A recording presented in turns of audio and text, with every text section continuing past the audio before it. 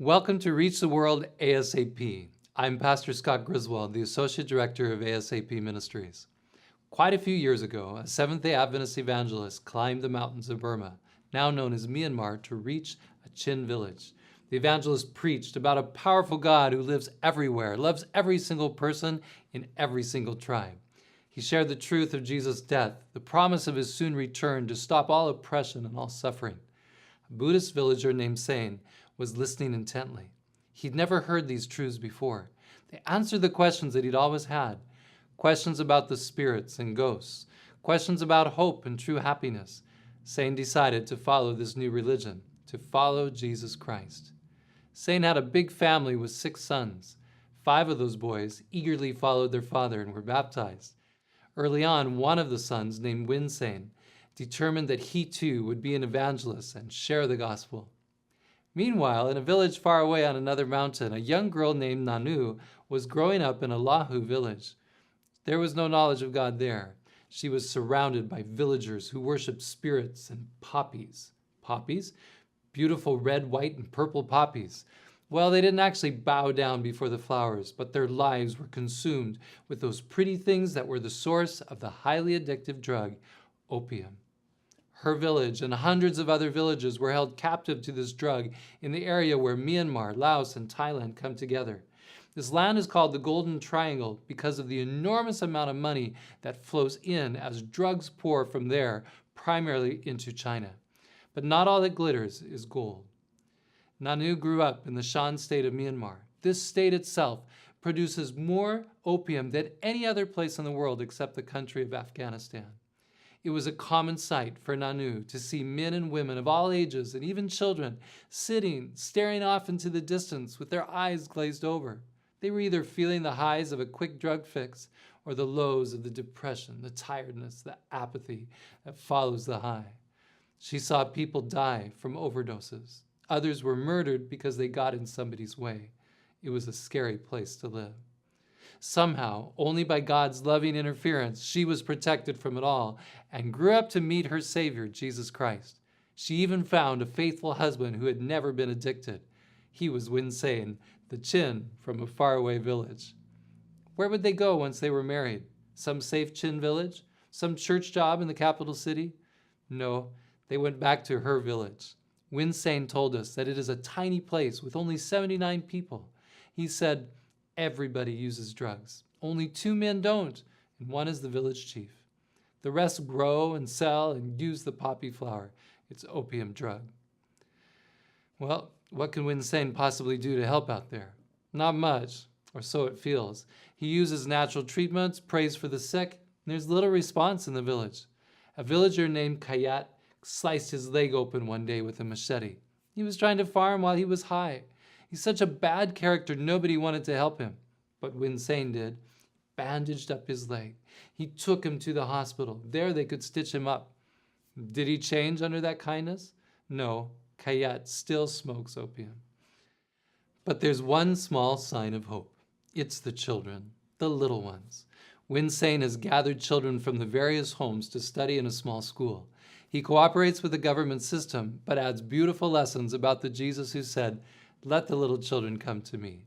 Sometimes he and his wife take in babies that are abandoned or neglected by their addicted parents. The village chief has made it clear that no one can touch those little children as long as they're studying with Win Sane. Sane said, "I believe that's why God has put me there." You see, the drug lords like to have many wives, and they will take a 12 or 13-year-old girl as their newest wife. Win Sane teaches those Lahu children Burmese. This gives them a better chance of having a future that is not one of drug addiction or slavery as a little wife. For 5 years, Win Sane and his wife have poured themselves into the community. Many times their hearts have been broken as one of the older girls in their schools comes under the pressure of some rich drug lord offering her pretty clothes and jewelry, and then she goes. Others move away towards the borders of Thailand, trying to make a legitimate business instead of growing poppies. So now there are only a few in his church, and right now just 10 in his little school. And the drug trade, it just continues to grow bigger and bigger. In the last 7 years, every year more. Now the production of methamphetamines, those drugs, is added to this deadly mix. The chemicals are easily bought and they make it. In the midst of this jungle nightmare, Winsane continues to teach little children.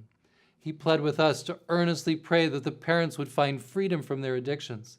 He said, my favorite passage is Psalm 23. That man needs a good shepherd. He needs somebody to prepare a table in the presence of his enemies, to lead him through the valley of death. Doesn't it make you want to pray for him and his wife and their little girl? She's just 6 years old. She needs God's protection. We must pray for God to watch over them and give them fruit that can actually lead to eternity. A drug addiction is not something too hard for God to overcome. Jesus came to set the captive free from incurable sicknesses, from overpowering spirits, and from every chain of bad habits. Over and over, he gives us his promises in the Bible. Jude 24 says, now to him who is able to keep you from stumbling and to present you faultless before the presence of his glory with exceeding joy. Then there's 1 John 4:4. Greater is he that is in you than he that is in the world. And I love 1 Corinthians 10:13. There is no temptation taken you, but such as is common to man. But God is faithful, who will not suffer you to be tempted above what you are able, but will with the temptation also make a way of escape, that you may be able to bear it. Most of these opiate addicts believe there's no hope, there's no escape. They have few models to look to. Thousands of villages wait for an encouraging word and a helping hand. God needs some of you to help them. Seriously, would you consider learning everything you can about how to set people free from such addictions? Surely there are methods that can be learned from rehabilitation centers in America. Surely there are natural remedies that would also help make it easier to come off that pain of getting off of it. Most of all, you know Jesus, and he is so powerful. Then you could help us train national missionaries so they could also help people better.